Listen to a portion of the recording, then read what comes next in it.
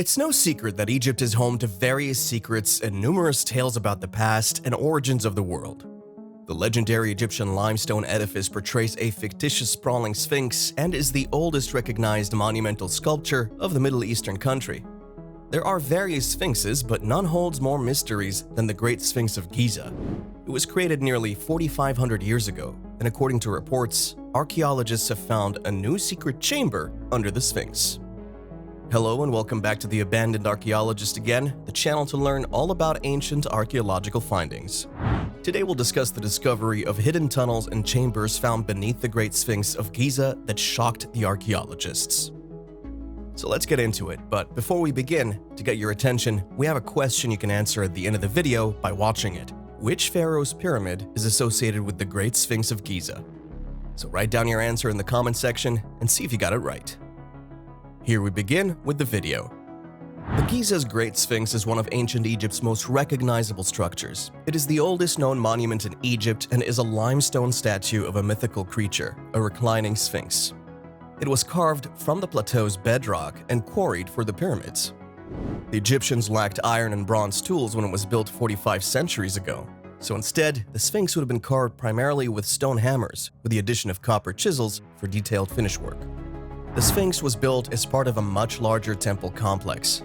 However, Pharaoh Khafre's vision was never fully realized. In 1978, 3 stone blocks were discovered abandoned in the corner of the Sphinx excavations while laborers dragged them to build the Sphinx temple. Furthermore, bedrock portions at the northern edge of the ditch surrounding the Sphinx were discovered to be only partially quarried. A workman's luncheon toolkit, fragments of a beer or water jar, and stone hammers were discovered here. The workers appear to have walked off the job. Construction. The appearance of the Giza Plateau in antiquity was vastly different from how it is today. Archaeologists and geologists working in the area have discovered evidence, such as erosion patterns, fossilized plant and animal material, and artifacts that the area was once quite fertile and lush with vegetation 8,000 years ago. The nearby city of Memphis served as Egypt's capital during the Old Kingdom. Giza was the necropolis for the 4th dynasty's kings, the Great Pyramid builders, as it had been used by rulers during Egypt's early dynastic period and possibly even the pre-dynastic period. At Saqqara, King Djoser had already built his popular step pyramid and complex, whereas at Giza there were only mastaba tombs. Through his work on the Bent Pyramid, Medium Pyramid, and Red Pyramid, King Sneferu idealized the art of pyramid building. By King Khufu's ascension to the throne in 2589 BCE, Egyptians had mastered the art of working in stone and creating large-scale monuments. Khufu most likely chose Giza as the location for his Great Pyramid to showcase his work in the best possible setting, away from his predecessor's creations. The Sphinx corresponds to Khafre's pyramid complex, lending credence to the claim that he built it. However, the location of the statue and how it aligns with Khafre's complex led scholars to believe that the Sphinx already existed when Khafre ascended to the throne, and that his complex was purposefully designed to align with the sculpture. The level of technical skill demonstrated in creating the Sphinx was seen in statues of Khafre and god statuary from the Old Kingdom. However, the orientation of Khafre's complex suggests that it was designed with Khufu's pyramid and complex in mind, rather than the statue, and that the Sphinx was designed during or shortly after the construction of his pyramid. The statue's left paw inscription, dating from 166 CE, adds to the evidence that the Sphinx was built after the pyramids. Moreover, the inscription commemorates a Roman restoration project of the walls surrounding the statue. Caviglia discovered the inscription in his Giza excavations in 1817. It was translated and published in the Quarterly Review, Volume 19, by Thomas Young, an English polymath and occasional rival of Champollion. Although this inscription does not confirm any given date of construction, it does suggest that the statue was thought to be younger than the pyramids during the period of Roman Egypt, because it states how the artists of the monument near the pyramids have a bid thee stand, and the purpose of the Great Sphinx was to watch over the beloved prince buried nearby. Mysteries and myths of the Sphinx. The Great Sphinx of Giza is so well known today that one would think it was equally well known in antiquity, but this is not the case. The statue is barely mentioned in Egyptian inscriptions.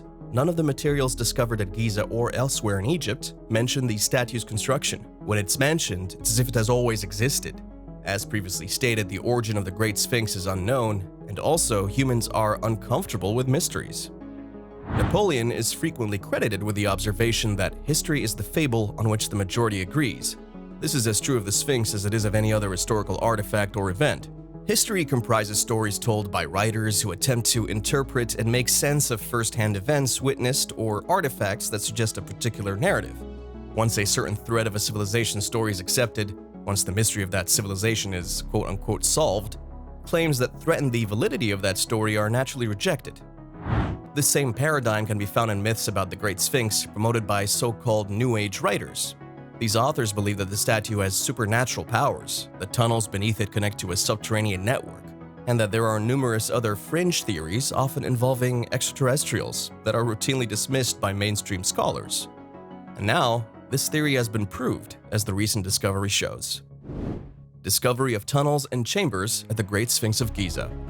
Inside the Giza Sphinx are several known passages, tunnels, holes, and chambers. Some have a known origin, while others do not. These cavities were formed over thousands of years until recently by people recarving the massive Sphinx of Giza, treasure hunters, and others. Numerous shafts or tunnels exist within or beneath the body of Giza's Great Sphinx. Zahi Hawass approaches a small square lid of the sea shaft, which is thought to have been dug by treasure hunters in antiquity. At least 3 other shafts are known to exist, one at the top of its head and 2 on its flanks. Shafts and holes that are well known. The Perring's Hole. There's a hole in the backside of the Sphinx about 4 feet behind the head. Howard Weiss built it in the 1840s and named it Perring's Hole after his engineer. Archaeologists bored a hole 27 feet deep, searching for chambers, but the drill rod became stuck. Then, they attempted to remove the rod with gunpowder but gave up to avoid causing further damage to the Sphinx. Finally, Zahi Hawass discovered a piece of the Sphinx headdress inside the cavity Weiss created in 1978. Shaft in the East. Between Thutmose IV's dream stele and the Sphinx chest is an iron trapdoor set into the ground within the Sphinx paws. This is not a passage, but a rectangular pit that Berets covered with a cement roof and iron beam and then sealed with the trapdoor as part of his 1920s restoration efforts. Shaft A. This Shaft A, or deep hole on the top of the Sphinx head, was also paved with cement by Berets. The hole is roughly 5 feet square and nearly 6 feet deep. The hole's mouth was fitted with an iron trapdoor. It's thought that the hole was originally dug to attach a headdress to the Sphinx in the New Kingdom, but was later deepened in search of hidden chambers. Shaft C. Shaft C is located behind the Great Sphinx of Giza. It's a square shaft with no end. Shaft D. This passage, Shaft D, on the floor level in the northwest hind part of the Sphinx, was opened in 1980 by Zahi Hawass and Mark Lenner. This path leads to the water table beneath the Sphinx. One section of the passage winds down beneath the Sphinx before reaching a halt about 4.5 meters below floor level. In 1980 and 81, it was discovered that the lower part reached the water table and that the debris just above this point contained modern items such as glass, cement, tin foil, and so on. The passage is crudely cut with crooked sides, but it has cup-shaped footholds along the sides. It appears to be an exploratory shaft. The Hall of Records. The Hall of Records is said to be a library buried beneath the Great Sphinx in Giza's pyramid complex. It's said to house Egyptian knowledge in papyrus scrolls, similar to how the Great Library of Alexandria housed Grecian knowledge. Keyhole Shaft. Another well-known cavity is Shaft D, located in the Giza Sphinx enclosure but not connected to the Sphinx itself. The so-called keyhole shaft is located in the enclosure's floor beneath the north ledge of the wall, directly opposite the north hind paw. The passage measures approximately 4.5 feet by 3.5 feet and is slightly more than 6 feet deep. Inside the shaft, a large piece of basalt with a side finished smooth was discovered. The passage was most likely intended to be a tomb, but was never finished. That's about it for the secret chamber found underneath the Great Sphinx of Giza. The answer to the question we asked is, as the Great Sphinx stands next to the causeway leading to Khafre's Pyramid and Valley Temple, many archaeologists and Egyptologists believe it was carved by and bears the face of Pharaoh Khafre.